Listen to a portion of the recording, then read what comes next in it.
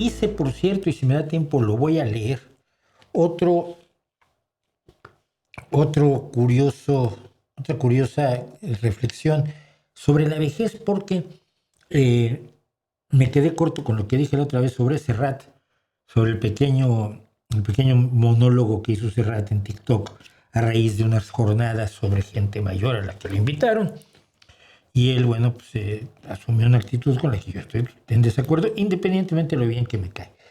Y que me cae muy, muy bien. Entonces hice otra cosa, pero si no la alcanzo a leer, los invito a que vayan a elnocturno.substack.com y allí pueden leer mi artículo de hoy, que se llama precisamente Los tatús de la abuela.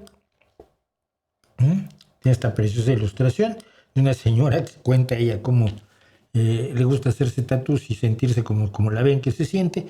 Y pues allí contamos una serie de cuestiones sobre la reinvención de la vejez, que quizás les pueda interesar a algunos de ustedes, sobre todo no, iba yo a decir sobre todo a los que son mayores, pero no, porque creo que le interesa absolutamente a todo el mundo. Mira, la edad siempre nos hace cosas, nunca es inocente, ¿no?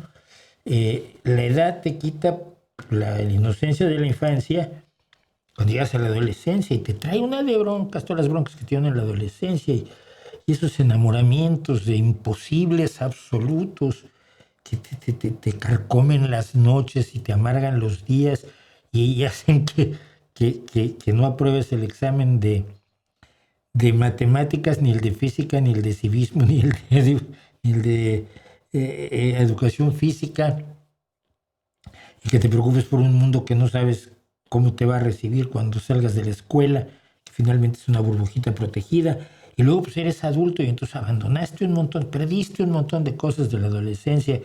Y no se la puede uno pasar llorando por el pasado, pero cada cambio de edad, cada cambio de realidad que vivimos, pues implica un montón de cosas y no veo por qué centrar de pronto todo en la gente, en los mayores.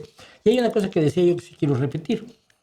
Es la diferencia entre una persona de 5 y una de 65 años es enorme. Pero yo no entiendo por qué a la gente de 65 y a la de 125, que también los separan 60 años, los pone en el mismo bloque, todos mayores, todos ancianos, todos viejos, todos... Y no, hay unas diferencias muy grandes entre la gente de distintas edades, aun cuando, como cuando no peinas canas y eres niño, adolescente, joven, adulto y adulto mayor, pues, aunque tu pelo siga siendo más bien del color de color oscuro, del color con el que naciste, si eres rubio, pues así del mismo modo, aunque hayas encanecido, eres muy distinto de otros que también peinan canas. Entonces, eso yo creo que es bueno que lo tengamos presente todos y lo manejemos en nuestras relaciones con otros seres humanos a los que no podemos ver como tan distintos de nosotros que los convierten en ellos, ¿no? Ellos. Y esto vale para todas las políticas de identidades. En este caso en concreto, la que me interesa comentar, pues es la de la vejez.